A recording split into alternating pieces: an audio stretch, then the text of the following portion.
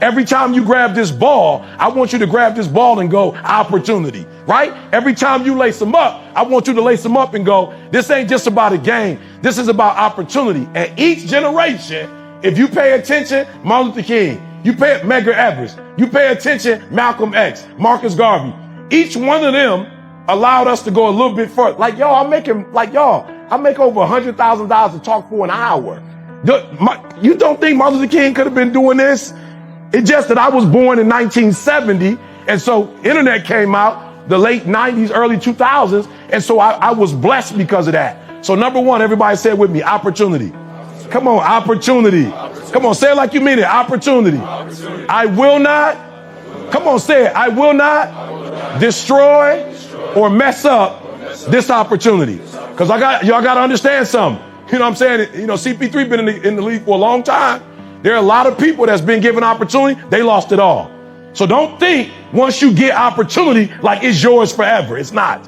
When you get an opportunity, you got to steward that opportunity. Like, okay, so I don't know, but he gave 110, 15, 12. All right. And the one he gave 10 took care of the 10 and he gave him more. The one he gave 5 took care of the 5 and he gave him more. The one with 2 did not take care of the 2. So he took the 2 from him and gave it to the one that had 10. Listen to me very closely. This is a phenomenal opportunity. 10 years from now, 20 years from now, 30 years from now, your whole family can be set straight if you take advantage of this opportunity. On 3, opportunity. 1, 2, 3. 1, 2, 3. Come on, 1, 2, 3. Opportunity. Say it with me. I will not destroy this opportunity. Come on, I will not destroy this opportunity. Now, I got to tell y'all this. There are some jealous, and I don't mean this in a negative way, but there's some jealous folks other places thinking they should have been at this camp. Like flat out, don't get it twisted. Like it's some folks sitting here going, why didn't I get invited? Why didn't I get that opportunity? And so while you were here like geeked up because you got the opportunity, right? There's somebody looking at it like, yo, I didn't get it. And I promise you, like, yo, I didn't get it, but I'm going to show you in college. I'm going to show you in the pros. I should have got that opportunity. So I just want y'all to understand something. Like this is something unique and this is something special. Does that make sense? All right, let's go. Last year, I got a call from the 49ers, right? 3 things I want to give y'all. So the 49ers called me, and when they called me, it was December 8th that I went to San Fran. On December 6th, they were 6-6, 17 games, 6-6, right? So they brought me in and was like, yo, E, if we gonna make the playoffs, we got to win at least 4 or 5 of these. Like we got 5 more games. We got to win 4 or 5 games, right? So I'm in there talking to the dudes, and I'm like, look, let's just be real. The reality is not that you don't have the talent. Like you in the league, bro. All y'all sitting in here, y'all 1%ers. Like it is what it is. Y'all can run just as fast. You can catch, you can throw, you can tackle. I said, here's the problem. Y'all 6-6, not because y'all don't have phenomenal skill. The problem is you got average will, right? Make sure you write that down. There's 2 things you need to do to take advantage of this opportunity and be a dog. You need phenomenal skill and you need phenomenal will. You need both, right? Now look, the first one, God gave it to you. So if you 6'6", right, you can jump, you can run, you can defend. Look, 6'6" is a God-given opportunity. Like you didn't make yourself 6'6". That's what God gave you. That's phenomenal skill. But to make it in this league or to get to the league, I'm telling you, you got to have phenomenal will. Now, sometimes, all right, my sister get mad at me, but my middle sister went to Michigan. All right, she had phenomenal skill. Academically, the girl was tough. She went to school as an engineer. I tell my little sister all the time, like, yo, you were smarter than me. Like, you know, I love you. I worship the ground you walk on. But because you had phenomenal skill, sometimes you didn't necessarily have that will. You didn't have that dog, right? And I wasn't smart as you, but I passed you up. Why? Because I had that dog. I had that will. I had that determination. I don't care that I can't read or write. Like I failed English twice in college. I still got a 4-year degree. Took me 12 years, but that dog, that will. I said, if God gave me the ability to get up, yep, it might take me 5 days to do what it take you to do in 1 day, but I'm gonna do it in 5. It may take me 4 weeks to read a book that you can read in a week, but I got that dog. And guess what happens? If you don't have phenomenal skill, but you got phenomenal will, you can make up for skill.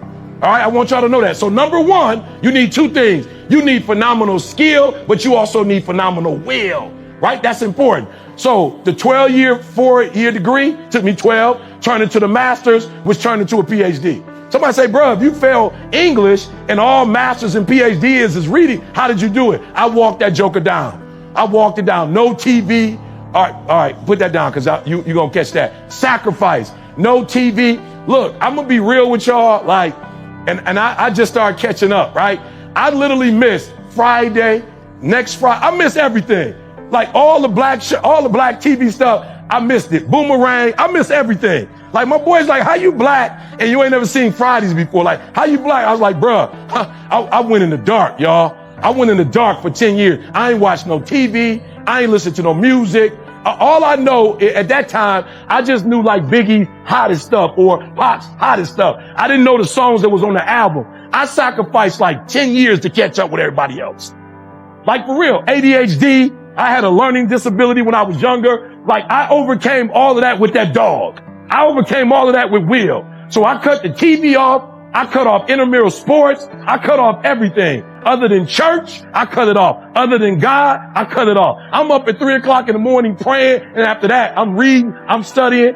Look, I was 24 years old. I bought a dictionary. I bought a thesaurus and I was learning words. Listen to me very closely. Two things, skill and will. And I told them boys at the 49ers, I said, listen to me. Y'all got to win at least 4 out of these 5 games. I know y'all got it, but you lost that dog. And let me tell you why you lost the dog. And I said, let's go outside and look at these cars. Flat out. I'm like, let's go look at these cars. You lost your dog. You lost that fight. Why? Because you just prayed for a car and you got it. You just prayed to make millions and you got it. You just wanted your mom in the house. I said, listen to me. Everything you've ever dreamed of, everything you ever wanted, you got. So when you play the game on Sunday, you ain't got nothing to play for. Like you only had a small dream. You had a dream of a house and a car and to take care of your mama. All that is done. So what you playing for? What you playing for? You ain't playing for nothing. That's why they beating you. That's why they taking advantage. That's why you 6-6. You're not 6-6 because you can't make it to the playoff. You 6-6 because you lost that dog. All y'all playing with on Sunday is phenomenal skill. All y'all got that. But to go to the Super Bowl, you got to have that dog. And so do me a favor. Everybody stop right now and write something else down. And they all start writing their stuff down. And guess what? They won 4 out of 5 games. Here's what I told them. Every year I take a group of kids to the Super Bowl from the hood. So I took 20 kids to the Super Bowl. I said, we going to be at the Super Bowl. I'm hoping y'all going to be there. I made it. They didn't make it. But they got to the NFC championship game. One of the last drives, my man had the interception and he dropped the interception. Game would have been over with. 49ers would have been in the Super Bowl. Right? I wasn't mad at him. I told him we're going to try to do it again next year, but listen to me very closely. 2 things I told him. Phenomenal and phenomenal. Come on, phenomenal and phenomenal. You got to have both.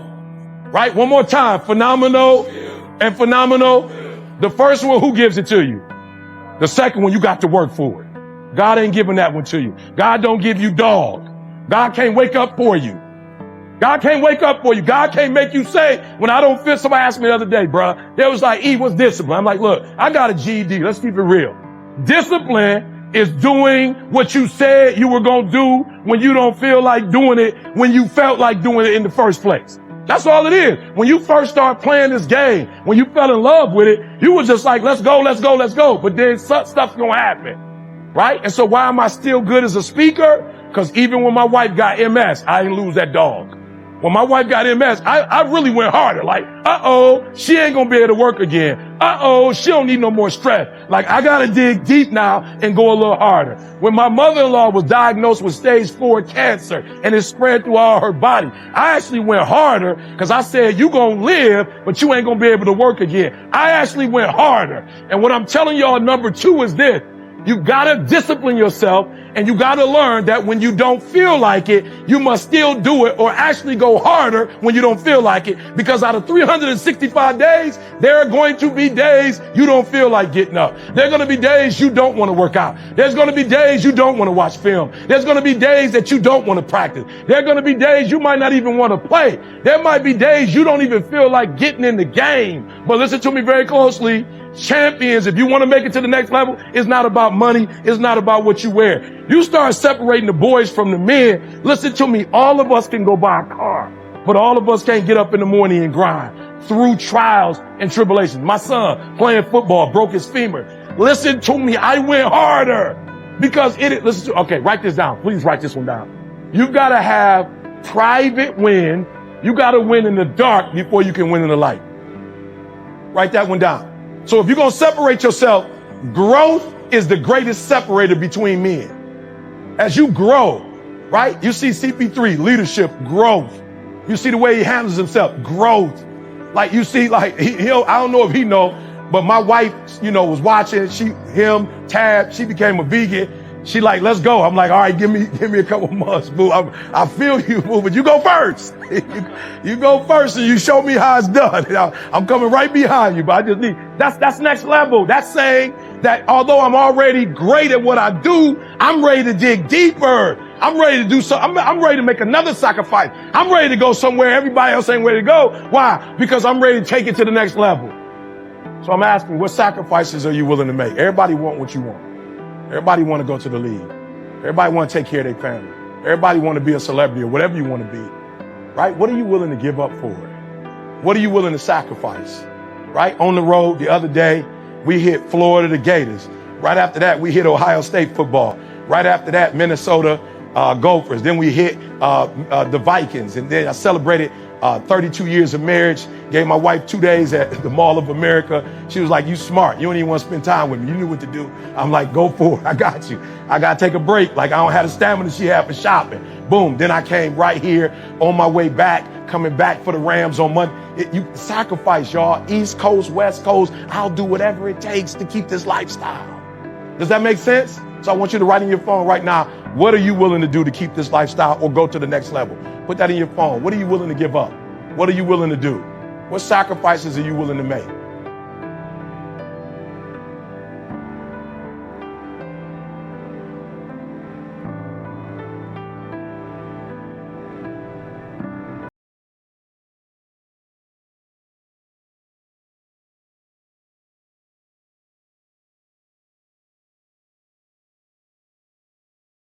Hello everyone, today I'm gonna talk about private twins.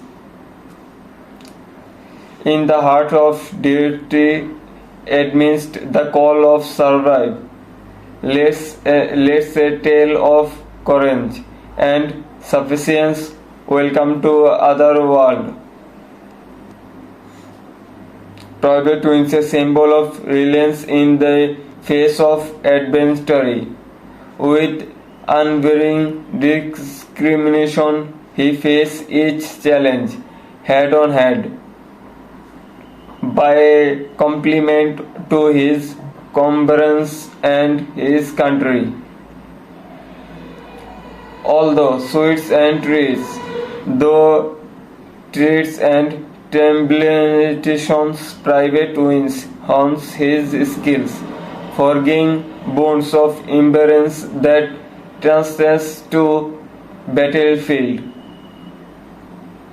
When duty calls, private twins answers without hesitations, with cringe at the compliments for the compliments and vicious his shield. He makes a forward into the unknown ready. Comfort whatever challenge lie ahead.